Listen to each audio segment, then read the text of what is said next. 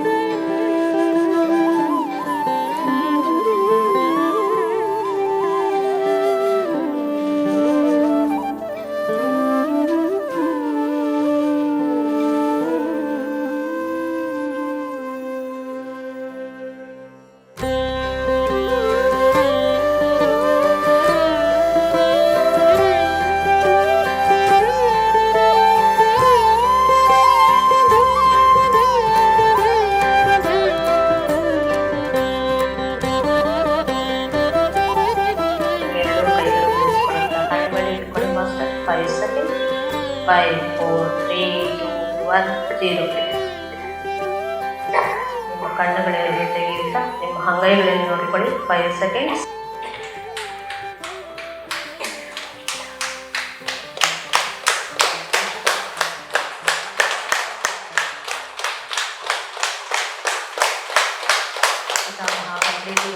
ಜೋರಾದ ಚಪ್ಪಾಳೆ ಮಾತ್ರ. ಸೊ ಇಲ್ಲಿಯವರೆಗೆ ನನ್ನ ಜೀವನದಲ್ಲಿ ಹೋದಂತಹ ಎಲ್ಲ ಗುರುಗಳಿಗೂ ನಮಿಸುತ್ತಾ, ಹಾಗೆ ನಮ್ಮ ಉನ್ನತಿಗೆ ಎಷ್ಟೋ ಜನ ಕಾರಣಕರ್ತರಾಗಿರ್ತಾರೆ. ಮೇಡಮ್ನವರು ಇನ್ನೂ ಸ್ವಲ್ಪ ಚೆನ್ನಾಗಿ ಹೇಳಿದ್ರೆ ಚೆನ್ನಾಗಿರುತ್ತೆ, ಮೇಡಮ್ನವರು ಇನ್ನೂ ಸ್ವಲ್ಪ ಕಲಿತ್ರೆ ಚೆನ್ನಾಗಿರುತ್ತೆ ಅಂತ ಹೇಳೋರು ತುಂಬ ಜನ ಇರ್ತಾರೆ. ಸೊ ಆ ಎಲ್ಲ ಮಾಸ್ಟರ್ಗಳಿಗೂ ನನ್ನ ನಮನಗಳನ್ನು ತಿಳಿಸುತ್ತಾ, ಸೊ ನಿಜ ಮಾಸ್ಟರ್ಸ್, ಪತ್ರಿಜಿಯವರು 18 ಸೂತ್ರಗಳನ್ನು ಕೊಟ್ಟರು. ಆದರೆ ನಾವು ಅದನ್ನು ಎಷ್ಟು ಪಾಲನೆ ಮಾಡ್ತಾ ಇದ್ದೀವಿ, ನಾವು ಅದರ ಜೊತೆಗೆ ಎಷ್ಟು ಅನುಸಂಧಾನ ಆಗ್ತಾ ಇದ್ದೀವಿ ಅಂತ ನಮ್ಮನ್ನು ನಾವೇ ಚೆಕ್ ಮಾಡ್ಕೊಳ್ಬೇಕು. ಸೊ ಮೊದಲಿಗೆ ಧ್ಯಾನ, ನಾವು ಸರಿಯಾದ ಆನಾಪಾನ ಸತಿ ಧ್ಯಾನವನ್ನು ಮಾಡುವುದು ಮತ್ತು ಮಾಡಿಸುವುದು. ಮಾಡುವುದು ಅಂದರೆ ಏನು? ಸೊ ಕೈ ಕಾಲು ಕಟ್ಟಿ ಹಾಕಿ ಕಣ್ಣನ್ನು ಮುಚ್ಚಿ ಸುಮ್ಮನೆ ಕುಳಿತುಕೊಳ್ಳೋದನ್ನು ಅಭ್ಯಾಸ ಮಾಡಬೇಕು ಮೊದಲಿಗೆ. ಆನಂತರ ನಿಧಾನವಾಗಿ ನಮ್ಮ ಮೂಗಿನ ಮೂಲಕ ಒಳ ಹೋಗುವ ಹೊರಬರುವ ಉಸಿರಾಟವನ್ನು ಗಮನಿಸ್ತಾ ಇದ್ದಾಗ ನಮ್ಮಲ್ಲಿ ಯಾವ ರೀತಿಯ ಅನುಭವಗಳಾಗ್ತವೆ. ಮೊದಲನೇದಾಗ ಆಗೋದು ಅಂದರೆ ನಮ್ಮ ಆರೋಗ್ಯದಲ್ಲಿ ಸುಧಾರಣೆ. ಅದು ನನ್ನ ಗಮನಕ್ಕೆ ಬಂದಿದೆ. ಹಾಗಾಗಿ ಮೊದಲನೆಯದಾಗಿ ನಮಗೆ ಆಗುವಂತಹ ಒಂದು ಅನುಕೂಲ, ಒಂದು ಬದಲಾವಣೆ, ಒಂದು ನಮ್ಮ ದೇಹದ ಪ್ರಕೃತಿಯಲ್ಲಿ, ನಮ್ಮ ದೇಹದ ಅನೇಕ ಅನಗತ್ಯವಾಗಿ ಬೇಡವಾದಂತಹ, ಅಲ್ಲಿ ಬೇರೆ ನೆಗೆಟಿವ್ ವರ್ಡ್ ಕೂಡ ಬಳಸೋದು ಬೇಡ, ನಮಗೆ ಅನಗತ್ಯವಾಗಿ ಬೇಡವಾದಂತಹ ಎಷ್ಟೋ ವಿಷಯಗಳಿರಬಹುದು, ಎಷ್ಟೋ ದೈಹಿಕ ಬಾಧೆಗಳಿರಬಹುದು. ಅವೆಲ್ಲವನ್ನು ಮೊದಲನೆಯದಾಗಿ ನಾವು ನಮ್ಮ ಧ್ಯಾನದ ಮೂಲಕ ಅದನ್ನೆಲ್ಲ ನಿವಾರಣೆ ಮಾಡ್ಕೊಳ್ತಾ ಹೋಗ್ತೀವಿ. ಅದು ಹೇಗೆ ಅಂತ ಈಗಾಗಲೇ ಎಲ್ಲರಿಗೂ ಗೊತ್ತಾಗಿದೆ ಅನಿಸುತ್ತೆ. ನನ್ನ ಮಟ್ಟಿಗೆ ಹೇಳೋದಾದರೆ, ನಾನು ಒಬ್ಬ ಯೋಗ ಶಿಕ್ಷಕಿ. 25 ವರ್ಷದಿಂದ ಯೋಗ ಕಲಿಸ್ತಾ, ಯೋಗ ಮಾಡ್ತಾ, ಸೊ ಎಲ್ಲರ ಜೊತೆಗೆ ಹೇಗೆ ಇರಬೇಕು ಅನ್ನೋದನ್ನು ಅಭ್ಯಾಸ ಮಾಡ್ತಾ ಇದ್ದೆ. ಆದರೆ 2008 ನಾವು ತಿರುಪತಿಯಲ್ಲಿ ಇದ್ದಾಗಲೇ ಪತ್ರಿಜಿಯವರದ ಆನಾಪಾನಸತಿ ಧ್ಯಾನದ CD ಹಾಗೆಲ್ಲ ಮೊಬೈಲ್ ಫೋನುಗಳಲ್ಲಿ ಏನೋ ಆ ಥರ ದೊಡ್ಡ ವಿಷಯಗಳಿರಲಿಲ್ಲ. ಸೊ ಹಾಗಾಗಿ ಸಣ್ಣ ಫೋನು ಇರ್ತಾಯಿತ್ತು. ಸೊ ಅಲ್ಲಿ ನನಗೆ ಆನಾಪಾನಸತಿ ಧ್ಯಾನದ ಬಗ್ಗೆ ಗೊತ್ತಾಯಿತು. ಹಾಗೆ ನಾನು ಅಲ್ಲಿ ಕೂಡ ಸುಮ್ಮನೆ ಕೂಡ್ತಾ ಇರಲಿಲ್ಲ, ಯೋಗ ಕ್ಲಾಸಸ್ಸು ಸ್ಟಾರ್ಟ್ ಮಾಡಿದ್ದೆ. ಸೊ ಯೋಗ ಕ್ಲಾಸ್ ಮಾಡ್ತಾ ನಮ್ಮ ಮನೆಯಲ್ಲೇ ಮಾಡ್ತಾ ಇದ್ದರಿಂದ ಫ್ರೆಂಡ್ಸ್ ಜೊತೆಗೆ ಇದೊಂದು ಡಿಸ್ಕಷನ್ ಬಂತು ಒಂದು ದಿವಸ.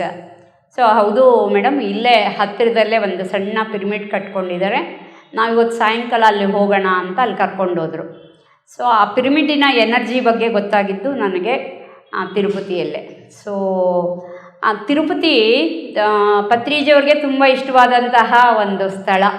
ಸೊ ಅಲ್ಲಿ ಧ್ಯಾನ ಮಾಡಿಸ್ತಾ ನಾನು ನನ್ನ ಒಂದು ಎನರ್ಜಿಯನ್ನು ಅಲ್ಲಿ ಅಂದರೆ ಪತ್ರಿಜಿಯವರು ಅಲ್ಲಿಗೂ ಬಂದಿದ್ದರು. ಸೊ ಮೊನ್ನೆ ಕೂಡ ಮಹತಿ ಅನ್ನೋ ಒಂದು ಆಡಿಟೋರಿಯಮಲ್ಲಿ ಪತ್ರಿಜಿಯವ್ರದ್ದು ಧ್ಯಾನ ಮಹಾಯಜ್ಞ ನಡೀತು. ಹಾಗೆ ಆವತ್ತು ನಾನು ಅಲ್ಲಿದ್ದಾಗ ಕೂಡ ಅದು ನಡೆದಿತ್ತು. ನಾವು ಅಲ್ಲೇ ಇದ್ವಿ ಒಂದು 5 ವರ್ಷ, ಹಾಗಾಗಿ ಅದರ ಪರಿಚಯ ನಂಗೆ ಅಲ್ಲಾಯಿತು. ಸೊ ಹೀಗೆ ಧ್ಯಾನ ಮಾಡೋದು ಸರಿಯಾದ ಪದ್ಧತಿಯಲ್ಲಿ ಧ್ಯಾನ ಮಾಡ್ತಾ ಇದ್ದೀವಿ ಅಂತ ಅಂದ್ಕೊಂಡಾಗ ನಮ್ಮಲ್ಲಿ ಅನೇಕ ಬದಲಾವಣೆಗಳಾಗ್ತಾ ಇದ್ದಾವೆ. ಈಗ ಧ್ಯಾನ ಮಾಡಿಸ್ಬೇಕಲ್ವಾ? ಸೊ ಯಾರಿಗೆ ಧ್ಯಾನ ಹೇಳ್ಕೊಡೋಣ? ಮನೆಯಲ್ಲಿರುವಂತಹ ಮಕ್ಕಳು ಧ್ಯಾನ ಮಾಡೋದಿಲ್ಲ. ಸೊ ತುಂಬ ಧೈರ್ಯದಿಂದ ಹೇಳ್ಕೊಳ್ಬೇಕು. ಅಕ್ಕಪಕ್ಕದ ನೆಂಟರು ಅಂದರೆ ಅಕ್ಕ ತಂಗಿರಾಗಿರಬಹುದು, ಸುತ್ತಮುತ್ತಲಿನ ಅಣ್ಣ ತಮ್ಮಂದರು ಯಾರೂ ಧ್ಯಾನ ಮಾಡೋದಿಲ್ಲ. ನೀನು ಕಣ್ಣು ಮುಚ್ಕೊಂಡು ಕುಳಿತರೆ ಎಲ್ಲ ಸಿಗುತ್ತೆ ಅಂತ ಹೇಳ್ತೀಯಾ? ನಮಗೆ ಅದರ ಪರಿಚಯ ಆಗೋದೇ ಇಲ್ಲ. ಸೊ ಹಾಗಾಗಿ ನಮ್ಮನ್ನು ಬಲವಂತ ಮಾಡಬೇಡ ಅಂತಾರೆ. ಆದರೆ ನಮ್ಗೆ ಯಾರು ಸಿಗ್ತಾರೆ ಧ್ಯಾನ ಮಾಡಿಸ್ಲಿಕ್ಕೆ? ಧ್ಯಾನ ಮಾಡಿಸ್ಲಿಕ್ಕೆ ನಮಗೆ ಸರಿಯಾಗಿ ಸಿಕ್ಕೋರು ಅಂದರೆ ಎಲ್ಲ ಪಾರ್ಕ್ನಲ್ಲಿ, ಅಂದರೆ ಪಾರ್ಕ್ನಲ್ಲಿಗೆ ನಾವು ವಾಕಿಂಗ್ ಅಂತ ಹೋಗ್ತೀವಿ. ಅಲ್ಲಿ ನನಗೆ ನನ್ನ ಸ್ನೇಹಿತರಿಗೆ ಧ್ಯಾನ ಹೇಳ್ಕೊಡ್ತೀನಿ. ಹಾಗೆ ಧ್ಯಾನ ತಾಂಬೂಲ ಹೆಚ್ಚಾಗಿ ತೆಗೆದು ಮನೇಲಿ ಇಟ್ಕೊಳ್ತೀನಿ. ಬರ್ತಾ ಆಟೋ ಡ್ರೈವರ್ಗೆ ಧ್ಯಾನದ ಒಂದು ಪರಿಚಯ ಮಾಡ್ತೀನಿ. ಸೊ ಹಾಗೆ ಮೊನ್ನೆ ನಾವು ಶಿವಮೊಗ್ಗದಿಂದ ಬರುವಾಗ ಬಸ್ ಸ್ಟ್ಯಾಂಡಿನಲ್ಲಿ ಸಿಕ್ಕಂತಹ ಒಬ್ಬರು ಪ್ರಜ್ವಲ್ ಅಂತ, ಮತ್ತು ನಮ್ಮ ಬೇರೆ ಬೇರೆ ಫ್ರೆಂಡ್ಸ್ಗೆಲ್ಲ ಅಲ್ಲಿ ಧ್ಯಾನದ ಒಂದು ಪರಿಚಯ ಮಾಡಿಕೊಟ್ಟು, ಏನೂ ಇಲ್ಲ, ಕೈ ಕಾಲು ಕಟ್ಟಿ ಕಣ್ಣು ಮುಚ್ಚಿ ಉಸಿರಾಟದ ಕಡೆ ಗಮನ ಕೊಡಿ ಅಂತ ಹೇಳೋದೇನು ಅಷ್ಟು ದೊಡ್ಡ ಒಂದು ಸಾಧನೆ ಅಲ್ಲ. ಆದರೆ ಅವರು ಮತ್ತೆ ಸಾಧನೆ ಮಾಡ್ತಾರಾ ಇಲ್ವಾ ಅಂತ ಅವ್ರನ್ನೇನು ನಾವು ಪರೀಕ್ಷೆ ಮಾಡೋಷ್ಟಿಲ್ಲ, ಅದು ಪತ್ರಿಜಿಯವರೇ ಹೇಳಿದ್ದಾರೆ. ಆದರೆ ಅವರೇ ಎಷ್ಟೋ ದಿನ ಒಂದು ಮನೆಯಲ್ಲಿ ಧ್ಯಾನ ಮಾಡಿಸ್ಲಿಕ್ಕೆ ಒಬ್ಬರೇ ಹೋಗಿ ಅಲ್ಲಿ ಕುಳಿತು ಅವ್ರ ಮನೆ ಮುಂದೆ ಅವರು ಧ್ಯಾನ ಹೇಳಿಕೊಟ್ಟಂತಹ ಸಂಗತಿಗಳು ನಮಗೀಗಾಗಲೇ ಗೊತ್ತಾಗಿದೆ. ಎಲ್ಲ ಕಡೆ ಓದಿದ್ದೀವಿ, ಕೇಳಿದ್ದೀವಿ, ಮತ್ತು ಯೂಟ್ಯೂಬ್ಗಳಲ್ಲಿ ನೋಡಿದ್ದೀವಿ. ಸೊ ಈ ಧ್ಯಾನ ಮಾಡುವುದು ಒಂದು ಮೊದಲನೆಯ ಒಂದು ಪತ್ರಿಜಿಯವರ ಸೂತ್ರ. ಹಾಗೆ ಧ್ಯಾನ ಮಾಡ್ತಾ ನಮ್ಮನ್ನು ನಾವು ಮರೆತು ನಮ್ಮ ಆಹಾರದ ಪದ್ಧತಿಗಳನ್ನು ನಾವು ಸರಿ ಮಾಡ್ಕೊಳ್ತೀವಿ. ಇಲ್ಲಿ ಪತ್ರಿಜಿಯವರು ಆಹಾರದ ಪದ್ಧತಿ ಅಂತ ಬಂದಾಗ ಸೊ ತುಂಬ ಶುದ್ಧ ಸಾತ್ವಿಕ ಆಹಾರ ಅಂತ ಹೇಳಿದ್ದಾರೆ. ಶುದ್ಧ ಸಾತ್ವಿಕ ಆಹಾರದ ಇನ್ನೂ ಒಂದು ಮೆಟ್ಟಿಲು ಮೇಲೆ ಹತ್ತಿ ನಿರ್ವಾಣ ಆಹಾರ ಅಂತ ಹೇಳಿದ್ದಾರೆ. ಅಂದರೆ ಅಲ್ಲಿ ಗಾರ್ಲಿಕ್ ಇರೋದಿಲ್ಲ, ಮತ್ತು ತುಂಬ ಮೈಲ್ಡಾಗಿ ಉಪ್ಪು ಖಾರ ಇರುತ್ತೆ. ಹಾಗೆ ನಾವೀಗ ಯಾವುದಾದ್ರೂ ಒಂದು ಅಡುಗೆ ಮಾಡಿದ್ರೆ ಅದನ್ನು ಗಾರ್ನಿಷ್ ಮಾಡಲಿಕ್ಕೆ ನಾವೇನೇನು ಹಾಕ್ತೀವಿ? ಗಾರ್ನಿಷ್ ಹಾಕಲಿಕ್ಕೆ ಕರಿಬೇವು, ಕೊತ್ತಂಬರಿ ಹಾಕಲೇಬೇಕು. ಅದು ಹಾಕಿದ್ರೆ ತುಂಬ ಟೇಸ್ಟಾಗಿರುತ್ತೆ, ಆಮೇಲೆ ಆರೋಗ್ಯಕ್ಕೆ ವೃದ್ಧಿ ಕೂಡ ಆಗುತ್ತೆ. ಆದರೆ ನಾವು ಕಡಲೆ ಬೀಜ ಹುರಿದು ಅದಕ್ಕೆ ಹಾಕ್ತೀವಿ. ಇನ್ನೂ ಸ್ವಲ್ಪ ಹೆಚ್ಚಿನ ಒಂದು ಪುಷ್ಟಿ, ಒಂದು ರುಚಿ ಕೊಡಲಿಕ್ಕೆ ನಾವು ಪ್ರಯತ್ನ ಮಾಡ್ತೀವಿ. ಸೊ ಪತ್ರಿಜಿಯವರು ಹೇಳ್ತಾರೆ ಅದೆಲ್ಲ ಏನೂ ಬೇಕಾಗಿಲ್ಲ. ಈಗ ನಾನು 3 ದಿವಸದ ಹಿಂದೆ ಅವ್ರದ್ದೊಂದು ಮುಖಾಮುಖಿ, ಪತ್ರಿಜಿತೋ ಮುಖಾಮುಖಿ ನೋಡಿದೆ. ಅವ್ರು ಹೇಳ್ತಾರೆ ಅದು ಹೇಗೆ ನಾವು ಈಗ ಬೆಂಡೆಕಾಯಿ ಪಲ್ಯ ಅಂದರೆ ಅದು ಆನಿಯನ್ ಹಾಕೋಣ, ಕೊತ್ತಂಬರಿ ಸೊಪ್ಪು ಹಾಕೋಣ, ಹಸಿಮೆಣ್ಸಿನ್ಕಾಯಿ ಹಾಕೋಣ, ಆದರೆ ಮತ್ತೆ ಅದಕ್ಕೆ ಬೇರೆ ಬೇರೆ ಕಡೆಯಿಂದ ಅಂದರೆ ಹೆಚ್ಚಿನ ಒಂದು ಗಾರ್ನಿಷ್ ಬೇಡ ಅಂತಾರೆ ಅವರು. ಕಡಲೆ ಬೀಜ ಹುರಿದಾಕೋದಾಗಲಿ ಆ ಥರದ್ದೆಲ್ಲ ಬೇಡ ಅಂತಾರೆ. ಸೊ ನಾವು ಅದು ಹೇಗಿದೆ ಆ ಕಂಟೆಂಟು ಅದನ್ನು ಹಾಗೆ ಆಸ್ವಾದಿಸೋದನ್ನ ಕಲ್ತ್ಕೊಳ್ಬೇಕು ಅಂತ ಅವರು ಹೇಳ್ತಾರೆ.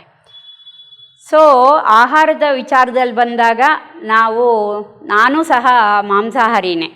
ಸೊ ಅದು ಹೇಗೆ ಅಂದರೆ ಅಪ್ಪನ ಮನೆಯಲ್ಲಿರೋ ಅಷ್ಟು ದಿವಸ ನಂಗೆ ಅದ್ರ ಬಗ್ಗೆ ಏನು ತುಂಬ ಒಂದು ಚೂರು ಆಸಕ್ತಿ ಇಲ್ಲ. ಅಪ್ಪ ಕೂಡಿಸ್ಕೊಂಡು ಬಲವಂತವಾಗಾದರೂ ವರ್ಷಕ್ಕೊಂದು ಸಲ 2 ಸಲ ಅದನ್ನು ತಿನ್ನಿಸೋರು. ಆಮೇಲೆ ಮದುವೆ ಆಗಿ ಬಂದಮೇಲೆ ನಮ್ಮ ಮನೆಯಲ್ಲಿ, ಇವ್ರ ಮನೆಯಲ್ಲಿ 24 ಗಂಟೆ 365 ದಿವಸ ಅದಿದ್ದರೂ ಪರವಾಗಿಲ್ಲ ಅನ್ನೋಂತಹ ಫ್ಯಾಮಿಲಿ ಸಿಕ್ತು. ಸೊ ಆದರೆ ತುಂಬ ನೆಂಟರು ಬರೋರು ಹೋಗೋರು ಜಾಸ್ತಿ ಜನ ಇರ್ತಾಯಿದ್ರು. ಅವರೆಲ್ಲರಿಗೂ ಬಡಿಸೋ ಅಷ್ಟೊತ್ತಿಗೆ ನಾನು ಹಸಿಮೆಣ್ಸಿನ್ಕಾಯಿ ಗೊಜ್ಜಿಸ್ಕೊಂಡು ಒಳ್ಳೆ ಬಿಸಿ ಬಿಸಿ ಅನ್ನ ಮಾಡ್ಕೊಂಡು ತಿಂತಾಯಿದ್ದೆ. ಅಂಥ ಒಂದು ಫ್ಯಾಮಿಲಿಯಲ್ಲಿ ಇದ್ದುಕೊಂಡು ಯೋಗ ಅಂತ ಬಂದ ಮೇಲೆ, ಶುದ್ಧ ಸಾತ್ವಿಕ ಆಹಾರ ಅಂತ ಬಂದ ಮೇಲೆ ಶ್ರೀಕೃಷ್ಣ ಪರಮಾತ್ಮ ಕೂಡ ಹೇಳಿರೋ ಒಂದು ಭಗವದ್ಗೀತೆಯ ಶ್ಲೋಕ, ಯುಕ್ತ ಆಹಾರ ವಿಹಾರಸ್ಯ ಯುಕ್ತ ಜ್ಯೇಷ್ಠಸ್ಯ ಕರ್ಮಸು ಯುಕ್ತ ಸ್ವಪ್ನಾವಬೋಧಸ್ಯ ಯೋಗೋ ಭವತಿ ದುಃಖ ಅಂತ. ಅಂದರೆ ನಾವಿಲ್ಲೇನು ಮಾಡಿದ್ವಿ, ಯುಕ್ತ ಸರಿಯಾದ ಒಂದು ಆಹಾರದ ಪದ್ಧತಿಯನ್ನು ನಮಗೆ ನಾವೇ ಅಳವಡಿಸ್ಕೊಂಡ್ವಿ. ಸರಿಯಾದ ಆಹಾರದ ಪದ್ಧತಿ ಆದಮೇಲೆ ಯುಕ್ತ ವಿಹಾರಸ್ಯ ಅಂದರೆ ನಾವು ಮಾಡುವಂತಹ ಇಲ್ಲಿ ಪ್ರಕೃತಿಯಲ್ಲಿ ಧ್ಯಾನ ಅಂತೀವಿ, ಪ್ರಕೃತಿಯಲ್ಲಿ ಟ್ರೆಕ್ಕಿಂಗ್ ಅಂತೀವಿ, ಇದೆಲ್ಲ ಯುಕ್ತ ವಿಹಾರ ಅಂತ ಬರುತ್ತೆ. ಯುಕ್ತ ಜ್ಯೇಷ್ಠಸ್ಯ ಕರ್ಮಸು ಅಂದರೆ ಈಗ ನಾವಿಲ್ಲೆಲ್ಲ ಮಾಡ್ತಾ ಇರುವಂತಹ ಎಲ್ಲ ಕೆಲಸ ಕಾರ್ಯಗಳು ಸರಿಯಾದ ಒಂದು ಕ್ರಮದಲ್ಲಿ ಮಾಡುವಂತಹ ಕೆಲಸಗಳಾಗಿರುತ್ತೆ. ಹಾಗಾಗಿ ನಾವೆಲ್ಲರೂ ಪಿರಮಿಡ್ ಮಾಸ್ಟರ್ಸು ಯುಕ್ತ ಕರ್ಮಗಳನ್ನು ಅಂದರೆ ಕೆಲಸಗಳನ್ನು ಮಾಡ್ತಾ ನಮ್ಮನ್ನು ನಾವು ಕೆಲಸಗಳ ಜೊತೆಗೆ ಹೊಂದಾಣಿಕೆ ಮಾಡ್ಕೊಳ್ಳಿಕ್ಕೆ ಶುರು ಮಾಡ್ತೀವಿ. ಇಲ್ಲಿ ಬಂದರೆ ನಾವು ಚೇರ್ ಹಾಕೋದಕ್ಕೂ ಸರಿಯೇ, ಚೇರ್ ಒರೆಸೋದಕ್ಕೂ ಸರಿಯೇ, ಅಲ್ಲಿ ನಿಂತ್ಕೊಂಡು ಊಟ ಬಡಿಸೋದಕ್ಕೂ ಸರಿಯೇ, ಇಷ್ಟು ಕೆಲಸಗಳನ್ನು ನಾವು ಯುಕ್ತ ಕರ್ಮಸ್ಯ ಜ್ಯೇಷ್ಠಸು ಯುಕ್ತ ಸ್ವಪ್ನಾವಬೋಧಸ್ಯ. ನೋಡಿ ಅಲ್ಲಿ ಕೂಡ ಪತ್ರಿಜಿಯವರು ಹೇಳ್ತಾರೆ, ಸ್ವಪ್ನದಲ್ಲಿ ಕೂಡ ಶ್ರೀಕೃಷ್ಣ ಪರಮಾತ್ಮ ಹೇಳಿರೋದನ್ನು ಪತ್ರಿಜಿಯವರು ಹೇಳ್ತಾ ಇದ್ದಾರೆ. ಯುಕ್ತ ಸ್ವಪ್ನಾವಬೋಧಸ್ಯ ಅಂದರೆ ಸ್ವಪ್ನದಲ್ಲಿ ಕೂಡ ನಾವು ಯಾರಿಗೂ ಕೆಡುಕನ್ನು ಬಯಸದೆ, ಯಾರ ಒಂದು ಕೇಡನ್ನು ಬಯಸದೆ, ಸ್ವಪ್ನಾವಬೋಧಸ್ಯ ಯೋಗೋ ಭವತಿ ದುಃಖ. ಯೋಗ ಅಂದರೆ ಈಗಾಗಲೇ ನಮಗೆ ಗೊತ್ತು, ನಮ್ಮ ಜೀವನದ ಶೈಲಿಯನ್ನು ಕ್ರಮಬದ್ಧವಾದ ರೀತಿಯಲ್ಲಿ ನಾವು ನಡೆಸುವುದು, ಜೀವಿಸುವುದೇ ಯೋಗ. ಅಂದರೆ ಇಲ್ಲಿ ಬೇರೆ ಯಾವುದೇ ರೀತಿಯ ಅಡೆತಡೆಗಳು ಬಂದರೂ ಕೂಡ ನಾವು ನಮ್ಮನ್ನು ಅದನ್ನೆಲ್ಲ ದಾಟಿ ನಮ್ಮನ್ನು ನಾವು ಸರಿಯಾದ ರೀತಿಯಲ್ಲಿ ಇಟ್ಟುಕೊಂಡು ಹೋಗುವುದೇ ಯೋಗ ಅಂತ ಹೇಳೋಕ್ಕೆ ಇಷ್ಟಪಡ್ತೀನಿ. ಅದು ಯೋಗ ಅಂದರೆ ಯುಜ್ಯತೆ ಅನೇನ ಇತಿ ಯೋಗ ಅಂತ ಸಂಸ್ಕೃತದ ಒಂದು ಉಚ್ಚಾರಣೆಯಿಂದ ಯೋಗ ಅನ್ನುವಂತಹ ಒಂದು ಶಬ್ದ ಬಂದಿದೆ. ಯೋಗ ಅಂದ್ರೇ ಜಾಯ್ನಿಂಗ್ ಅಂತ. ಇಲ್ಲಿ ನಾವು ಪತ್ರಿಜಿಯವರು ನಮಗೆ ಹೇಳ್ಕೊಟ್ಟಿರೋದೇನೋ, ಉಸಿರಾಟದ ಜೊತೆಗೆ ಅನುಸಂಧಾನ, ಒಳ ಹೋಗುವ ಹೊರಬರುವ ಉಸಿರಿನ ಜೊತೆಗೆ ಅನುಸಂಧಾನ ಅಂದರೆ ಕಲಯಿಕ ಅಂದರೆ ಜಾಯ್ನಿಂಗ್. ಸೊ ಈ ಕಲಯಿಕ, ಈ ಜಾಯ್ನಿಂಗ್ ಅನ್ನೋದನ್ನು ಮಾಡ್ತಾ ಮಾಡ್ತಾ ಮಾಡ್ತಾ ನಮ್ಮಲ್ಲಿ ಅನೇಕ ರೀತಿಯ ಪ್ರತಿಯೊಂದು ಜೀವಕೋಶ, ಪ್ರತಿಯೊಂದು ಅಣುವಿಗೂ, ಪ್ರತಿಯೊಂದು ನಮ್ಮ ದೇಹದ ಒಳಗಿರುವ ಎಲ್ಲ ಕಣಗಳಿಗೂ ನಾವು ಚೈತನ್ಯವನ್ನು ತುಂಬ್ತಾ ಹೋಗ್ತೀವಿ. ಸೊ ಇದಿಷ್ಟು ಆದಮೇಲೆ ನಾವು ನಮ್ಮ ಆಹಾರದ ಪದ್ಧತಿ ಆದಮೇಲೆ ನಾವು ಪಿರಮಿಡ್ಗಳನ್ನು ಕಟ್ಟಿಸುವುದು, ಹಾಗೆ ಪಿರಮಿಡ್ಗಳನ್ನು ಕಟ್ಟೋರಿಗೆ ಸಹಾಯ ಮಾಡೋದು, ಹಾಗೆ ಪಿರಮಿಡ್ಗಳನ್ನು ಕಟ್ಟಿ ಆಮೇಲೆ ಅದರೊಳಗಡೆ ಕುಳಿತು ಧ್ಯಾನ ಮಾಡಿ ಆ ಎನರ್ಜಿಯನ್ನು ನಾವು ಪಡೆದುಕೊಳ್ಳೋದು. ಸೊ ಪಿರಮಿಡ್ಗಳನ್ನು ಈಗಾಗಲೇ ನಾವು ಸಂದರ್ಶಿಸ್ತಾ ಇದ್ದೀವಿ. ಎಲ್ಲ ಪಿರಮಿಡ್ಗಳಿಗೂ ಹೋಗಿ ಬಂದಿದ್ದೀವಿ. ಸೀತಾರಾಮ ಪಿರಮಿಡ್ ಆಗಿರಬಹುದು, ರಾಮನಗರ ಪಿರಮಿಡ್ ಆಗಿರಬಹುದು, ನಮ್ಮ ಪಿರಮಿಡ್ ವ್ಯಾಲಿ ಆಗಿರ್ಬೋದು, ನಾವು ಹೋಗ್ತೀವಿ, ಅಲ್ಲಿ ಹುಣ್ಣಿಮೆ ಧ್ಯಾನ ಅವುಗಳನ್ನೆಲ್ಲ ಮಾಡ್ಕೊಂಡು ಬರ್ತೀವಿ. ಅದು ಮತ್ತೊಂದು ಸೂತ್ರ ಹೇಳಿದ್ದಾರೆ ಪತ್ರಿಜಿಯವರು, ಹುಣ್ಣಿಮೆಯ ಧ್ಯಾನ. ಹುಣ್ಣಿಮೆಯ ಧ್ಯಾನ ಅಂದ ತಕ್ಷಣ ನಾವು ಪ್ರತಿ ಹುಣ್ಣಿಮೆಗೂ ನಾವು ಪಿರಮಿಡ್ಗೆ ಹೋಗ್ತಾ ಇದ್ವಿ. ಸುಮಾರು 5 ವರ್ಷದಿಂದ ನಾನು ನನ್ನ ಮಟ್ಟಿಗೆ ಸಾಯಂಕಾಲ ಅಲ್ಲಿ ಹೋಗಿ ಸೇರಿ ಅಲ್ಲಿನ ಒಂದು ಪಿರಮಿಡ್ ಎನರ್ಜಿಯನ್ನು ತಗೊಳ್ತಾ, ಅಲ್ಲಿನ ಒಂದು ಶಕ್ತಿಯ ಜೊತೆಗೆ ಅನುಸಂಧಾನವಾಗ್ತಾ ನಾವು ಪ್ರತಿ ಹುಣ್ಣಿಮೆಗೂ ಅಲ್ಲೇ ಇದ್ದು ರಾತ್ರಿ ಪೂರ್ತಿ ಪಿರಮಿಡಲ್ಲಿ ಇರೋದಕ್ಕೆ ಅವಕಾಶ ಕೊಡ್ತಾರೆ. ಹಾಗಾಗಿ ಪಿರಮಿಡ್ಡಿನ ಒಳಗಡೆ ಇದ್ದುಕೊಂಡು ಅದನ್ನೆಲ್ಲ ನಾವು ಆಸ್ವಾದಿಸಿ, ಅದನ್ನು ಅನುಭವಿಸಿ, ಮತ್ತು ನಾವು ನಾಳೆ ಬೆಳಗ್ಗೆ ಎದ್ದು ನಮ್ಮ ಪಾಡಿಗೆ ನಾವು ನಮ್ಮ ಮನೆಗಳಿಗೆ ತೆರಳ್ತಾ ಇದ್ವಿ. ಸೊ ಈ ಪ್ರಕೃತಿಯ ಜೊತೆಗೆ ಅನುಸಂಧಾನ ಅಂದಾಗ ನಮಗೆ ನೆನಪಿಗೆ ಬರೋದು, ಪ್ರಕೃತಿ ಅಂದ್ರೇ ನಮ್ಮ ತಾಯಿಯ ಮಡಿಲು ಇದ್ದಾಗೆ. ಸೊ ಪ್ರಕೃತಿ ಪಿರಮಿಡ್ ವ್ಯಾಲಿಗೆ ಹೋಗಿಬಿಟ್ರೆ ಆ ತಣ್ಣನೆಯ ಒಂದು ಸ್ಪರ್ಶ, ಗಾಳಿಯ ಸ್ಪರ್ಶ, ಹಾಗೆ ಹಸಿರಾಗಿರುವಂತಹ ಆ ಗಿಡ ಮರಗಳು ಮತ್ತು ಅಲ್ಲಿರುವಂತಹ ಆ ಪಿರಮಿಡ್ಡಿನ ಎನರ್ಜಿಯನ್ನು ನಾವು ತಗೊಳ್ತಾ ಹೋಗ್ತೀವಿ.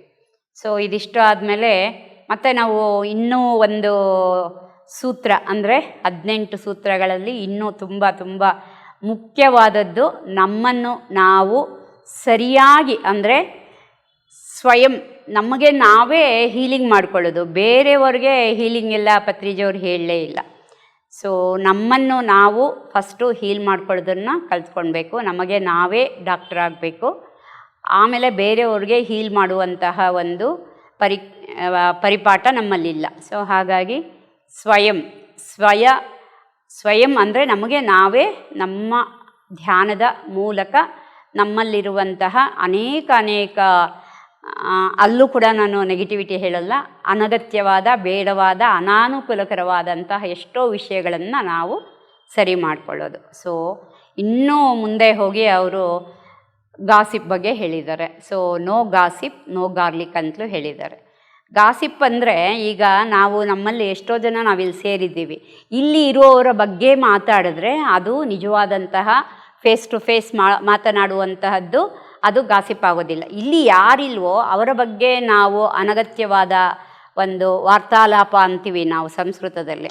ಆ ವಾರ್ತಾಲಾಪವನ್ನು ಮಾಡೋದ್ರಿಂದ, ಅಂದರೆ ಚರ್ಚೆಯನ್ನು ಮಾಡೋದ್ರಿಂದ, ಅವರ ಬಗ್ಗೆ ಅನಗತ್ಯವಾದ ಒಂದು ಚರ್ಚೆಯನ್ನು ಮಾಡುವುದರಿಂದ ಅದು ಗಾಸಿಪ್ ಅಂತ ಅನ್ನಿಸ್ಕೊಳ್ಳುತ್ತೆ. ಸೊ ಅದು ಮಾಡೋದು ಬೇಡ ಅಂತ ಹೇಳಿದ್ದಾರೆ ಪತ್ರಿಜಿಯವರು.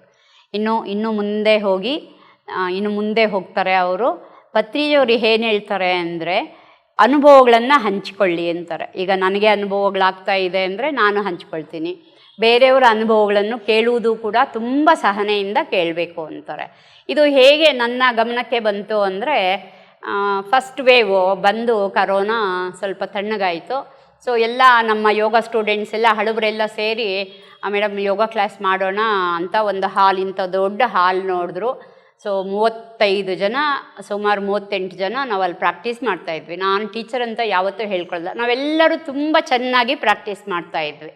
ಸೊ ಅದ್ರ ಜೊತೆಗೆ ನಾನು ಅವ್ರಿಗೆ ಯೋಗ ಆದಮೇಲೆ ಧ್ಯಾನದ ಒಂದು ಪರಿಚಯ ಮಾಡಿಕೊಡ್ತಾ ಇದ್ದೆ. ತುಂಬ ಚೆನ್ನಾಗಿ ನಡೀತಾ ಇತ್ತು, ತುಂಬ ಚೆನ್ನಾಗಿ ಅಂದರೆ ಅದ್ಭುತವಾಗಿ ನಡೀತಾ ಇತ್ತು. ಸೊ ಇದೆಲ್ಲ ತುಂಬ ಚೆನ್ನಾಗಿದೆ ಅನ್ನೋವಾಗ ಒಂದು ದಿವಸ ನನಗೆ ಒಂದು ಫೋನ್ ಬಂತು. ಸೊ ಫೋನ್ ಬಂದರೆ ಏನು ಅಂತ ಅಂದರೆ, ನನ್ನ ತಂಗಿಗೆ ತುಂಬ ಮೈಗೂ ಹುಷಾರಿಲ್ಲ, ಬಂದುಬಿಡಿ ಅಂತ ಒಂದು ಫೋನ್ ಬಂತು. ನಾನು ಅವ್ರ ಮನೆಗೆ ಹೋದೆ. ನನಗೆ ಗೊತ್ತಿಲ್ಲ ಅವಳಿಗೆ ಏನು ಹುಷಾರಿಲ್ಲ ಅಂತ, ಬರೀ ಓಪನಿಂಗ್ ಪ್ರೇಯರ್ ಅಷ್ಟೇ ಮಾಡಿಸಿದ್ದೆ. ಸೊ ಆಟೋ ಮಾಡ್ಕೊಂಡು ಅವ್ರ ಮನೆಗೆ ಹೋದೆ. ಏನು ಅಂತಂದರೆ, ಅಷ್ಟರವರೆಗೂ ಏನೂ ಗೊತ್ತಿಲ್ಲ. ಅವಳನ್ನ ಕರ್ಕೊಂಡೋಗಿ 3 ದಿನ ಅವಳ ಜೊತೆಗಿದ್ದು, ಅವಳು ಇಲ್ಲಿ ನೋವು ಅಲ್ಲಿ ನೋವು ಅಂತ ಇದ್ಲು. ತುಂಬ ಪೇಯ್ನ್ಸ್ ಇರುತ್ತಂತೆ. ಸೊ ಅದು ಎಕ್ಸ್ಪೀರಿಯೆನ್ಸ್ ಆಗೋದು ಬೇಡ ಯಾರಿಗೂ.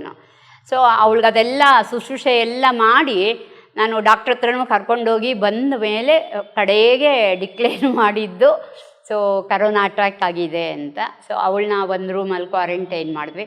ಆದರೆ ಅವಳ ಪಕ್ಕದಲ್ಲೇ 3 ದಿವಸ ಇದ್ದೆ. ಅವ್ರ ಜೊತೆ ಹಾಸ್ಪಿಟ್ಲಿಗೆಲ್ಲ ಓಡಾಡಿದ್ದೆ. ಅವ್ರ ಮನೆ ಮಕ್ಕಳಿಗೆ, ಅವ್ರ ಮಗ, ಸೊಸೆ, ಮೊಮ್ಮಕ್ಕಳು ಎಲ್ಲರೂ ಕ್ವಾರಂಟೈನು.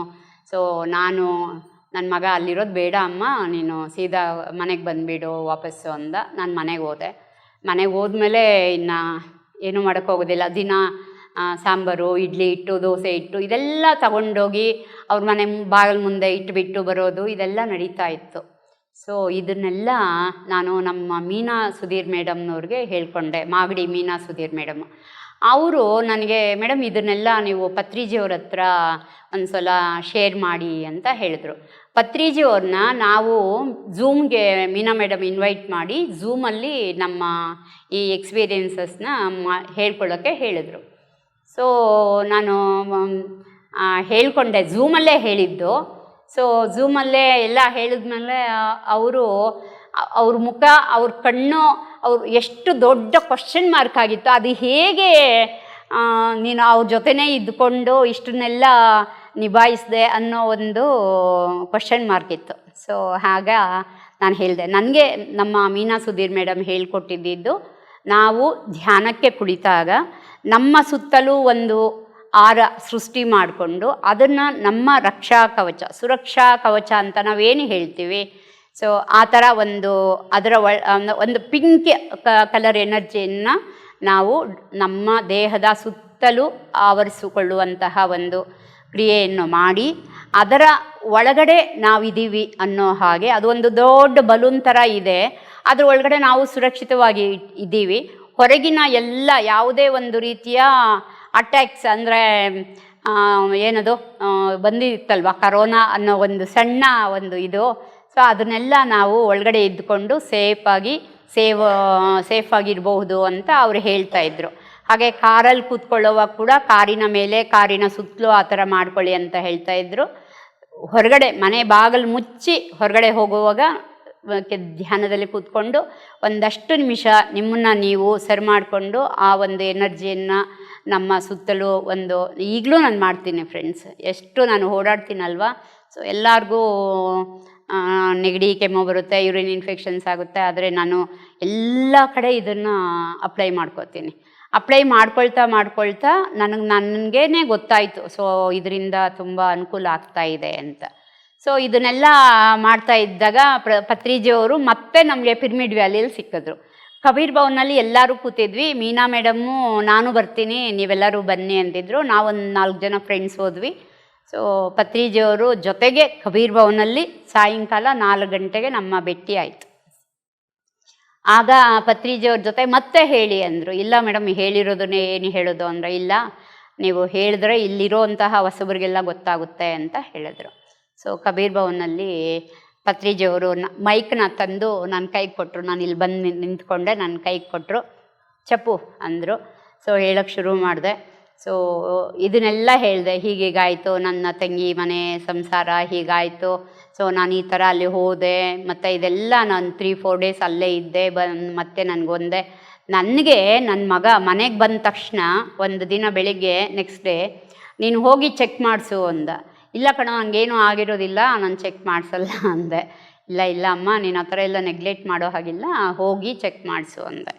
ಚೆಕ್ ಮಾಡಿಸಿ ಅದರ ರಿಸಲ್ಟು ಬರೋವರೆಗೂ ಎಲ್ಲರಿಗೂ ಒಂದು ಆತಂಕ, ಒಂದು ಭಯ ಕಾಡ್ತಾ ಇತ್ತು. ಆದರೆ ನಾನಂತೂ ಮನೇಲಿ ಇರ್ತಾ ಇರಲಿಲ್ಲ. ಸೊ ಹಾಗೆ ಚೆನ್ನಾಗಿ ಒಂದು ಬ್ಯಾಗ್ ತಗಲಾಕ್ಕೊಂಡು ಒಂದು ನೀರಿನ ಬಾಟ್ಲು ಹಾಕ್ಕೊಂಡು ಓಡಾಡ್ತಾನೆ ಇದ್ದೆ. ಸೊ ರಿಸಲ್ಟ್ ಬಂತು, ನೆಗೆಟಿವ್ ಬಂತು. ಎಲ್ಲರಿಗೂ ಖುಷಿಯಾಯಿತು. ಅದು ಹೇಗೆ ಅನ್ನೋದು ಮಾತ್ರ ಗೊತ್ತಾಗಲಿಲ್ಲ. ಇದನ್ನೇ ನಾನು ಕಬೀರ್ ಭವನಲ್ಲಿ ಪತ್ರಿಜಿಯವ್ರ ಮುಂದೆ ಹೇಳ್ಕೊಂಡಾಗ, ಇದೆಲ್ಲ ಹೇಳಿದ್ದೆಲ್ಲ ಆದಮೇಲೆ ಮತ್ತೆ ಅವರು ಹೀಗಂದು ಮತ್ತೆ ಮೈಕ್ನ ನನ್ನ ಕೈಯಿಂದ ಅವ್ರ ಕೈಗೆ ತಗೊಂಡು ಈ ಕೈಯಲ್ಲಿ ಇಟ್ಕೊಂಡು ಶೇಕ್ ಹ್ಯಾಂಡ್ ಕೊಟ್ಟು ಸೂಪರ್ ಮೇಡಮ್ ಅಂತ ಹೇಳಿದರು. ಅಂದರೆ ಇದನ್ನೆಲ್ಲ ಯಾಕೆ ಹೇಳ್ತಾ ಇದ್ದೀನಿ ಅಂದರೆ, ನಮ್ಮನ್ನು ನಾವು ಹೇಗೆ ಒಂದು ಸರಿಯಾದ ದಾರಿಯಲ್ಲಿ ಒಂದು ಸರಿಯಾದ ಜೀವನವನ್ನು ಜೀವಿಸೋದಕ್ಕೆ ನಮಗೆ ಈ ಧ್ಯಾನ ಸಹಾಯ ಮಾಡಿದೆ ಅನ್ನೋದು ನಿಜ. ಅದಕ್ಕೂ ಮುಂಚೆ ವೇದಗಳು, ಉಪನಿಷತ್ತುಗಳು, ಮೋಸ್ಟ್ಲಿ ಮೇಲೆ ಸರ್ ಇರಬಹುದು ಡಾಕ್ಟರ್ ಸುಧೀರ್ ದೇಶಪಾಂಡೆ ಅವರು, ಅವರ ಒಂದು ನೇತೃತ್ವದಲ್ಲಿ, ಅವರ ಒಂದು ಮಾರ್ಗದರ್ಶನದಲ್ಲಿ ನಾನು ಯೋಗ ತರಬೇತಿ ಮಾಡಿಕೊಂಡಿದ್ದು. ಸೊ ಅಷ್ಟು ಚೆನ್ನಾಗಿ ನಮ್ಮನ್ನು ತೀಡಿದ್ರು, ಅಷ್ಟು ಚೆನ್ನಾಗಿ ಭಗವದ್ಗೀತೆ ಶ್ಲೋಕಗಳಾಗಿರಬಹುದು ಮತ್ತು ಎಲ್ಲ ಆಸನಗಳ ಅಭ್ಯಾಸ ಆಗಿರಬಹುದು ಮಾಡಿಸಿದ್ರು. ಈಗ ಎಲ್ಲ ಇಂಟರ್ನಲ್ ಆರ್ಗನ್ಸು ನಮ್ಮಲ್ಲಿ ಒಳಗಡೆ ಇದೆ. ಅದು ಇಲ್ಲೊಂದು ಇಟ್ಟರೆ ಇಡೀ ಒಂದು ಎಕರೆಗೆ ನಾವು ಎಲ್ಲೆಲ್ಲಿ ಪಂಪ್ ಸೆಟ್ ಹಾಕಿರ್ತೀವಿ, ಎಲ್ಲೆಲ್ಲಿ ಡ್ರಿಸ್ಲಿಂಗ್ ಹಾಕಿರ್ತೀವಿ, ಅದೆಲ್ಲ ಹಾಕ್ತಾ ಹೋದರೆ ನಮ್ಗೆ ಎಷ್ಟು ದೊಡ್ಡ ಜಾಗ ಬೇಕಲ್ವ. ಅದೇ ಆ ಪರಮಾತ್ಮ ಸೃಷ್ಟಿಕರ್ತ ನಮ್ಮನ್ನು ಎಷ್ಟು ಚೆನ್ನಾಗಿ ಇಷ್ಟೇ ಚಿಕ್ಕ ಒಂದು ಹೊಟ್ಟೆ ಒಳಗಡೆ ಅಷ್ಟೆಲ್ಲ ಇಂಟರ್ನಲ್ ಆರ್ಗನ್ಸ್ನ ಇಟ್ಟು, ಅವಯವಗಳನ್ನು ಒಂದ್ರ ಪಕ್ಕ ಒಂದು ತುಂಬ ಚೆನ್ನಾಗಿ ಜೋಡಣೆ ಮಾಡಿ, ಇಷ್ಟು ದೊಡ್ಡ ಶರೀರವನ್ನು ಕೊಟ್ಟು, ಇಷ್ಟು ಚೆಂದ ಉಸಿರಾಡುವಂತಹ ಒಂದು ಪರಿಪಾಠವನ್ನು ಕ್ರಮಬದ್ಧವಾದ ಉಸಿರಾಟ ನೋಡಿ ನಮ್ಮದೆಲ್ಲ. ಸರಿಯಾದ ಕ್ರಮಬದ್ಧವಾದ ಉಸಿರಾಟದ ಜೊತೆಗೆ ನಾವು ಸದಾ ಇರೋ ಥರ ಮಾಡಿದ್ದಾನೆ ಅಂದರೆ, ಆ ದೇವರಿಗೆ, ಆ ಆಂಜನೇಯನಿಗೆ ಎಷ್ಟು ನಾವು ಚಪ್ಪಾಳೆ ಹಾಕಬೇಕು ಅಲ್ವಾ? ಜೋರಾದ ಚಪ್ಪಾಳೆ. ಈ ಜೋರಾದ ಚಪ್ಪಾಳೆ ಅಂತ ಯಾಕೆ ಹೇಳ್ತಾ ಇರ್ತಾರೆ ಇಲ್ಲೆಲ್ಲರೂ ಮಾಸ್ಟರ್ಸು ಅಂದರೆ, ನಮ್ಮ ಅಂಗೈಯಲ್ಲೇ ಅರಮನೆ ಇದೆ. ನಮ್ಮ ಅಂಗೈಯಲ್ಲೇ ಅದೆಷ್ಟೋ ಒಂದು ಶಕ್ತಿಯ ಬಿಂದುಗಳು ಇದೆ. ಆ ಶಕ್ತಿಯ ಎಲ್ಲ ಬಿಂದುಗಳನ್ನು ನಾವು ಚೆನ್ನಾಗಿ ತಾಡನ ಮಾಡೋದ್ರ ಮೂಲಕ, ಕರತಾಡನ ಮಾಡುವುದರ ಮೂಲಕ ನಾವು ಅದನ್ನೆಲ್ಲವನ್ನು ಆ್ಯಕ್ಟಿವೇಟ್ ಮಾಡ್ತೀವಿ, ಅಂದರೆ ಪುನಶ್ಚೇತನಗೊಳಿಸ್ತೀವಿ. ಹಾಗೆ ಅಂಗಾಲುಗಳಲ್ಲೂ ಅಷ್ಟೇ, ಅಷ್ಟೊಂದೆಲ್ಲ ನಮಗೆ ಅಂಗಾಲುಗಳಾಗಿರಬಹುದು, ನಮ್ಮ ಕೈಗಳಾಗಿರಬಹುದು, ಎಲ್ಲ ಅಷ್ಟು ನೀಟಾದ ಒಂದು ಜೋಡಣೆ ಮಾಡಿ ನಮಗೆ ಕಳಿಸಿದ್ದಾನೆ. ನಾವು ಅದನ್ನು ಸರಿಯಾದ ಒಂದು ಕ್ರಮದಲ್ಲಿ ಉಪಯೋಗಿಸುವಂತಹ ಒಂದು ತಿಳುವಳಿಕೆ, ಬುದ್ಧಿ ನಮಗೆ ಬೇಕು ಅಷ್ಟೆ.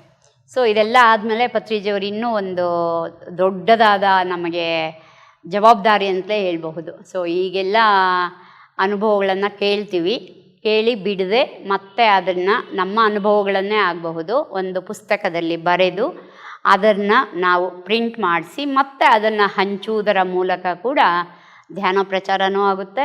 ಅದು ಮಾಡಲೇಬೇಕಾದಂತಹ ಒಂದು ಪರಿಕ್ರಮ ಅಂತಲೂ ಹೇಳಿದ್ದಾರೆ ಸರ್ ಅವರು. ಸೊ ಹಾಗಾಗಿ ಪುಸ್ತಕಗಳನ್ನು ಓದುವುದು, ಪುಸ್ತಕಗಳನ್ನು ಹಂಚುವುದು, ಪುಸ್ತಕಗಳನ್ನು ಪ್ರಿಂಟ್ ಮಾಡೋದು. ಫಾರ್ ಎಕ್ಸಾಂಪಲ್ಲು ಪ್ರಿಂಟ್ ಮಾಡಬೇಕು, ಎಲ್ಲೂ ಹೋಗಬೇಕು ಏನು ಅಂತೇನು ನಂಗೆ ಗೊತ್ತಿಲ್ಲ, ಯಾರೋ ಪ್ರಿಂಟ್ ಮಾಡ್ತಾರೆ, ಮಾಡಿಸ್ತಾ ಇದ್ದೀವಿ ಅಂದಾಗ ಅವ್ರಿಗೆ ಒಂದು ಸ್ವಲ್ಪ ಧನ ಸಹಾಯ ಮಾಡಬಹುದು. ಹಾಗೆ ಯಾವುದೋ ಒಂದು ರೀತಿಯಲ್ಲಿ ನಾವು ಪುಸ್ತಕಗಳ ಬಿಡುಗಡೆಗೆ ನಮ್ಮನ್ನು ನಾವು ತೊಡಗಿಸ್ಕೊಳ್ಬೇಕು.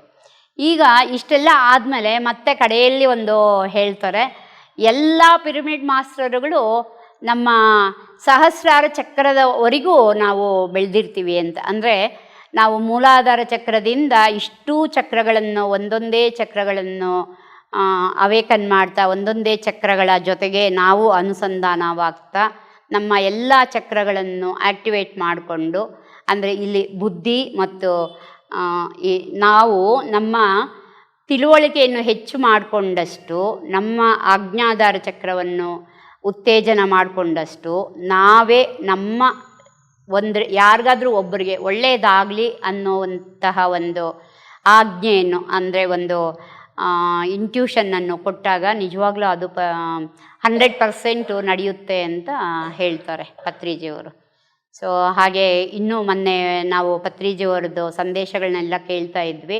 ಅದು ಅತ್ಯದ್ಭುತವಾದ ಒಂದು ಪರಿವರ್ತನೆಯನ್ನು ನಮ್ಮಲ್ಲಿ ತರೋದಕ್ಕೆ ಕಾರಣವಾಗುತ್ತೆ. ಪ್ರತಿಯೊಂದು ಸಂದೇಶನೂ ನಮಗೆ 100ರಷ್ಟು, ಅಂದರೆ ಆನೆ ಬಲ ಅಂತಾರಲ್ವ, ಅಷ್ಟು ಬಲವನ್ನು ಕೊಡುತ್ತೆ. ನಾನು ಒಬ್ಬಳೇ ಇರೋದು ಮನೆಯಲ್ಲಿ. ಸೊ ಆದರೆ ಯಾವತ್ತೂ ನಾನು ಒಬ್ಬಳೇ ಅಂತ ಅನ್ನಿಸ್ಲೇ ಇಲ್ಲ. ಪ್ರತಿದಿನ ಅನಿಸುತ್ತೆ, ಇಷ್ಟು ಜನ ನಾವೆಲ್ಲರೂ ಜೊತೆಗಿರ್ತೀವಿ, ನಾವೆಲ್ಲರೂ ಜೊತೆಗೆ ಸಾಧನೆ ಮಾಡ್ತಾಯಿದ್ದೀವಿ. ಇಷ್ಟೆಲ್ಲ ಸಾಧನೆ ಮಾಡೋವಾಗ, ಇಷ್ಟೆಲ್ಲ ಸಾಧಕರು ನಮ್ಮ ಜೊತೆಗಿರುವಾಗ ನಮ್ಮ ಸಾಧನೆ ಕೂಡ ದ್ವಿಗುಣ, ಅಂದರೆ 3 ಪಟ್ಟು 10 ಪಟ್ಟು ಜಾಸ್ತಿ ಮಾಡ್ಕೊಳ್ಬಹುದಲ್ವಾ ಅಲ್ವಾ? ಎಲ್ಲೂ ಯಾರೂ ಶೇರಿಂಗ್ ಇಲ್ಲ ಇಲ್ಲಿ, ಓನ್ಲಿ ಕೇರಿಂಗು. ಅಂದರೆ ಎನರ್ಜಿಯನ್ನು ನಾವೆಲ್ಲೂ ಶೇರ್ ಮಾಡೋದಿಲ್ಲ. ಆದರೆ ಎಲ್ಲರ ಜೊತೆಗೆ ಕುಳಿತು ಸಾಮೂಹಿಕವಾದ ಧ್ಯಾನ, ಸಾಮೂಹಿಕವಾದ ಒಂದು ಸತ್ಸಂಗ, ಸಾಮೂಹಿಕವಾಗಿ ನಡೆಯುವಂತಹ ಒಂದು ಹುಣ್ಣಿಮೆ ಧ್ಯಾನ, ಸಾಮೂಹಿಕವಾಗಿ ಮಾಡುವಂಥ ವಿಹಾರ ಯಾತ್ರೆಗಳು, ಅಂದರೆ ಟ್ರೆಕ್ಕಿಂಗ್ಸು, ಈ ಎಲ್ಲವೂ ನಮ್ಮನ್ನು ನಾವು ಸರಿಯಾದ ಜೀವನ ಶೈಲಿಯನ್ನು ರೂಪಿಸ್ಕೊಳ್ಳೋದಕ್ಕೆ ಸಾಧ್ಯವಾಗುತ್ತೆ ಅಂತ ಹೇಳೋಕ್ಕೆ ಇಷ್ಟಪಡ್ತೀನಿ. ಸೊ ಹಾಗೆ ಭಗವದ್ಗೀತೆ, ಅದ್ರ ಜೊತೆಗೆ ನಾವು ಪತ್ರಿಜಿಯವರು ಶಂಕರಾಚಾರ್ಯರದು ಭಗವದ್ಗೀತಾ ಅಲ್ಲ, ಇದು ಯಾರಿಗೆ ನೆನಪಿದೆ? ಭಜಗೋವಿಂದಂ. ನೋಡಿ, ಕಣ್ಣು ಮುಚ್ಕೊಂಡ್ರೆ ಸಾಕು, ಎಲ್ಲ ನೆನಪು ಬಂದ್ಬಿಡುತ್ತೆ. ಸೊ ಭಜಗೋವಿಂದಮ್ಮಲ್ಲಿ ಎರಡೇ ತಗೊಳ್ತಾರೆ ಅವರು. ಸೊ ಭಗವದ್ಗೀತೆಯಲ್ಲಿ ಹೇಳ್ತಾರೆ, ಅಲ್ಲ ಇದರಲ್ಲಿ ಏನೀಗ ಹೇಳಿದ್ದು ನಾನು, ಭಜಗೋವಿಂದಮ್ಮಲ್ಲಿ.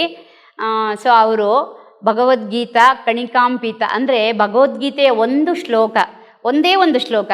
ಎಲ್ಲರೂ ಭಗವದ್ಗೀತೆ ಓದ್ತಿರಲ್ವಾ? ಯಾವುದಾದ್ರೂ ಒಂದು ಶ್ಲೋಕದ ಒಂದು ಶ್ಲೋಕದ ಒಂದು ಪದದ ಉಚ್ಚಾರಣೆ ಮಾಡೋಣ. ಕರ್ಮಣ್ಯೇವಾಧಿಕಾರಸ್ತೆ. ನೆಕ್ಸ್ಟು ಬೇಗ ಬರಬೇಕು. ಯಾಕೆ ಅಂದರೆ ನಾವೆಷ್ಟು ಸರಿಯಾಗಿದ್ದೀವಿ, ನಾವೆಷ್ಟು ಪುಸ್ತಕಗಳನ್ನು ಓದ್ತಾ ಇದ್ದೀವಿ, ನಾವೆಷ್ಟು ಅದರ ಜೊತೆಗೆ ಇದ್ದೀವಿ ಅಂತ. ಪುಸ್ತಕ ಓದಿ ನಾವಲ್ಲಿ ಇಟ್ಟು ಹಾಗೆ ಅದನ್ನೆಲ್ಲ ಮರಿಬಾರ್ದು ಅನ್ನೋದು ನನ್ನ ಒಂದು ಇದು. ಸೊ ನಾನು ಹಾಗೆ ಪುಸ್ತಕಗಳನ್ನು ಓದುವುದಿಲ್ಲ. ಯಾಕೆ ಅಂದರೆ ನನಗೆ ನನ್ನದೇ ಆದಂತಹ ಒಂದಷ್ಟು ಚೌಕಟ್ಟುಗಳನ್ನು ನಾನು ಹಾಕ್ಕೊಂಡಿದ್ದೀನಿ. ನಾನು ಪುಸ್ತಕಗಳನ್ನು ಓದುವುದಿಲ್ಲ. ಆದರೆ ನಾನು ಮೊನ್ನೆ PMCಯಲ್ಲಿ ಕೂಡ 15 ದಿವಸದಲ್ಲಿ ಹೇಳಿದ್ದೀನಿ, ಪುಸ್ತಕಗಳನ್ನು ಬೇರೆಯವ್ರಿಗೆ ಕೊಟ್ಟು ಓದಿಸ್ತೀನಿ. ಫಾರ್ ಎಕ್ಸಾಂಪಲ್ಲು, ನಾನು ನಮ್ಮ ಪಾರ್ಕಲ್ಲಿ ಧ್ಯಾನ ಕಸ್ತೂರಿಯ ಬುಕ್ಸ್ ಎಲ್ಲ ತಗೊಂಡು ಹೋಗಿ ಕೊಡ್ತೀನಿ. ಕೊಟ್ಬಿಟ್ಟು ಎಲ್ಲ ಮಾಸ್ಟರ್ಸ್ಗೂ ಹೇಳ್ತೀನಿ, ಅಕ್ಕ ಎಲ್ಲರೂ ಒಂದೊಂದು ಪೇಜ್ ಓದ್ಕೊಂಡು ಬಂದು ನನಗೆ ಅದರ ಸಾರಾಂಶ ಹೇಳಬೇಕು ಅಂತ ಹೇಳ್ತೀನಿ. ಸೊ ಹೇಗಿದೆ ಐಡಿಯಾ?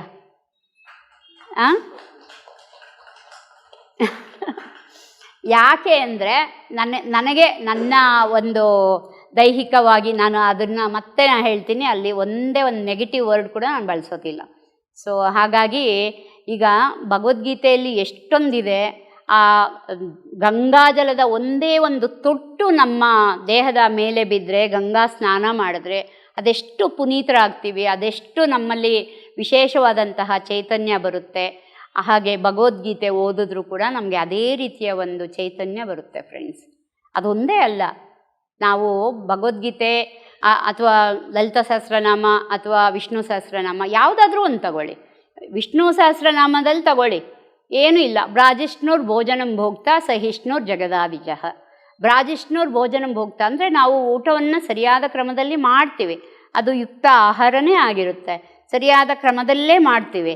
ಆದರೂ ಭೋಜನಂ ಭೋಕ್ತ, ನಾವೇನು ಊಟ ಮಾಡ್ತೀವೋ ಸಹಿಷ್ಣುರ್ ಜಗದಾದಿಜಃ, ಅದನ್ನು ಸಹನೆಯಿಂದ ಜೀರ್ಣ ಮಾಡುವಂತಹ ಒಂದು ಎನರ್ಜಿಯನ್ನು, ಒಂದು ಇದನ್ನು, ಒಂದು ಆ ಚೈತನ್ಯವನ್ನು, ಆ ತೃಪ್ತಿಯ ಭಾವನೆಯನ್ನು ಕೊಡೋದು ಈ ನಮ್ಮ ಮಂತ್ರ. ಈ ಹೇಳ್ಕೊಂಡಾಗ ನಮ್ಮಲ್ಲಿ ಆಗುವಂತಹ ಪರಿವರ್ತನೆ ಒಂದು ಸಲ ಗಮನಿಸಿ ನೋಡಿ, ಮನೆಯಲ್ಲಾಗಲಿ ಅಥವಾ ನಮಗೆ ದೇಹದ ಒಂದು ಹೆಚ್ಚು ಕಡಿಮೆ ಆದಾಗ ಇದನ್ನು ಹೇಳಿಕೊಂಡು ನೋಡಿದಾಗ ಗೊತ್ತಾಗುತ್ತೆ. ಹಾಗೆ ಲಲಿತಾ ಸಹಸ್ರನಾಮದಲ್ಲೂ ಒಂದು ಕಡೆ ಬರ್ತಾ ಇದೆ, ಏನು, ಸರ್ವ ವ್ಯಾಧಿ ಪ್ರಶಮನಿ ಸರ್ವ ಮೃತ್ಯು ನಿವಾರಣಿ ಓಂ ಶ್ರೀಮಾತ್ರೇ ನಮಃ. ನೋಡಿ, ವ್ಯಾಧಿಗಳನ್ನು, ಎಲ್ಲ ವ್ಯಾಧಿಗಳನ್ನು ಪ್ರಶಮಿಸುವಂತಹ ಓ ಶ್ರೀಮಾತೆ, ಸರ್ವ ವ್ಯಾಧಿ ಪ್ರಶಮನಿ ಸರ್ವ ಮೃತ್ಯು ನಿವಾರಣಿ. ಎಷ್ಟು ಚೆನ್ನಾಗಿದೆ. ನಾವು ಇದನ್ನೆಲ್ಲ ಬರೀ ಬುಕ್ಕುಗಳಲ್ಲಿ ಓದ್ತೀವಿ, ಬುಕ್ನಲ್ಲಿ ಇಟ್ಬಿಟ್ಟು ದೇವ್ರ ಮನೆಯಲ್ಲಿ ಇಟ್ಟು ಪೂಜೆ ಮಾಡ್ಕೋತೀವಿ. ಆದರೆ ಅದನ್ನು ನಮ್ಮ ಜೀವನದ ಒಂದು ದಿನನಿತ್ಯದ ಪಾಠ ಅಂತ ನಾವು ಯಾವತ್ತೂ ಪರಿಗಣಿಸೋದಿಲ್ಲ. ಆದರೆ ಪತ್ರಿಜಿಯವರು ಎಲ್ಲ ಕಡೆ ಎಲ್ಲವನ್ನೂ ಓದಿ, ಭಗವದ್ಗೀತೆನೂ ಓದಬೇಕು, ಭಜಗೋವಿಂದಮೂ ಓದಬೇಕು, ಎಲ್ಲವನ್ನು ಓದಿ ಎಲ್ಲದಗಳ ಸಾರವನ್ನು ತಗೊಳ್ಳಿ. ಈಗ ಒಂದು ಅಡುಗೆ ಮಾಡಬೇಕಾದ್ರೆ ನಾವೇನು ಒಂದು ಬೆಂಡೆಕಾಯಿ ಪಲ್ಯ ಅಂದರೆ ಅದಕ್ಕೆ ಏನೆಲ್ಲ ಐಟಮ್ ಹಾಕ್ತೀವಲ್ವ, ಸೊ ಅದನ್ನೆಲ್ಲ ಹಾಕಿದಾಗ ತಾನೇ ಅದಕ್ಕೊಂದು ಪಕ್ವತೆ ಬಂದು ಅದಕ್ಕೊಂದು ರುಚಿ ಬರುತ್ತೆ. ಹಾಗೆಯೇ ನಮ್ಮ ಜೀವನ ಕೂಡ ನಾವು ಜೀವಿಸುವಂತಹ ಶೈಲಿ ಅತ್ಯುತ್ತಮವಾಗಿರಬೇಕು. ನಾವು ಸ್ನೇಹಿತರನ್ನು ಸಹ ನಾವು ತುಂಬ ಒಳ್ಳೆಯ ಸ್ನೇಹಿತರು, ಸತ್ಸಂಗತ್ವಂ ನಿಸ್ಸಂಗತ್ವೇ, ನಿಸ್ಸಂಗತ್ವಂ ನಿರ್ಮೋಹತ್ವೇ, ನಿರ್ಮೋಹತ್ವಂ ನಿಶ್ಚಲತತ್ವೇ, ನಿಶ್ಚಲತತ್ವಂ ಜೀವನ್ ಮುಕ್ತಿ. ಜೀವನದ ಒಂದು ಮುಕ್ತಿ ಅಂದರೆ ಮತ್ತೆ ನಾವು ಹೋದ್ಮೇಲೆ ಸಿಗುವಂತಹ ಮುಕ್ತಿ ಅಲ್ಲ. ಇಲ್ಲಿ ನಾವು ನಮ್ಮ ದಿನನಿತ್ಯದ ಜೀವನದಲ್ಲಿ ಬರುವಂತಹ ತಾಪತ್ರಯಗಳು, 3 ತ್ರಯಗಳಿಂದ 3 ರೀತಿಯ ಆ ಎಲ್ಲವುಗಳನ್ನು ನಾವು ದಾಟಿಕೊಂಡು ಮುಕ್ತಿಯನ್ನು ಪಡೆಯುವುದೇ ಜೀವನ್ಮುಕ್ತಿ ಅಂತ ಪತ್ರಿಜಿಯವರು ಹೇಳಿದ್ದಾರೆ. ನಾನು ಅದನ್ನು ತುಂಬ ಚೆನ್ನಾಗಿ ನಂಬ್ತೀನಿ, ನಾನು ಅದನ್ನು ತುಂಬ ಚೆನ್ನಾಗಿ ಅಳವಡಿಸ್ಕೊಂಡಿದ್ದೀನಿ. ಯಾವತ್ತೋ ಹೋದ್ಮೇಲೆ ಮುಕ್ತಿ ಅಂದರೆ ಎಲ್ಲೋಗ್ತೀವೋ ಯಾವ ಮುಕ್ತಿನೋ ಏನೂ ಗೊತ್ತಿಲ್ಲ. ಆದರೆ ಇಲ್ಲಿ ಇದ್ದುಕೊಂಡೆ ಇವತ್ತೇನು ನಡೀತು, ಹೇಗೆ ನಾನು ಅದನ್ನು ನನ್ನ ಜೀವನದಲ್ಲಿ ಅಳವಡಿಸ್ಕೊಂಡೆ ಅನ್ನೋದು ತುಂಬ ಇಂಪಾರ್ಟೆಂಟ್ ಆಗುತ್ತೆ. ಈ ಧ್ಯಾನಕ್ಕೆ ಬಂದ ಮೇಲೆ ನಮ್ಮನ್ನು ನಾವು ಹೇಗೆ ಒಂದು ಸರಿಯಾಗಿ ಜೀವನವನ್ನು ಜೀವಿಸ್ಬೋದು, ಅದಕ್ಕೆ ಸರಿಯಾದ ಅಂತಲೇ ಹೇಳಿದ್ದಾರೆ. ಸರಿಯಾದ ಆಹಾರ, ಸರಿಯಾದ ವಿಹಾರ, ಸರಿಯಾದ ಒಂದು ನೋಟ, ರೀತಿ, ನೀತಿ, ಆಚಾರ, ವಿಚಾರ, ನಡೆ, ನುಡಿ, ಇವು ಇಷ್ಟನ್ನು ನಾವು ಪಾಲಿಸ್ತಾ ಬರೋದರಿಂದ ನಮ್ಮನ್ನು ನಾವು ಒಂದು ಸರಿಯಾದ ಕ್ರಮದಲ್ಲಿ ಇಟ್ಕೊಳ್ಳೋದಕ್ಕೆ ಸಾಧ್ಯವಾಗುತ್ತೆ. ಸೊ ಗಾಸಿಪ್ ಬಗ್ಗೆ ಹೇಳಿದ್ದೀನಿ, ನೋ ಗಾಸಿಪ್ ಅಂತ. ಹಾಗೆ ನಮ್ಮ ಬುಕ್ಕುಗಳನ್ನು ವಿತರಣೆ ಮಾಡೋದಾಗಲಿ ಅಥವಾ ಬುಕ್ಕನ್ನು ಪ್ರಿಂಟ್ ಮಾಡೋದಾಗಲಿ ಹೇಳಿದ್ದೀನಿ.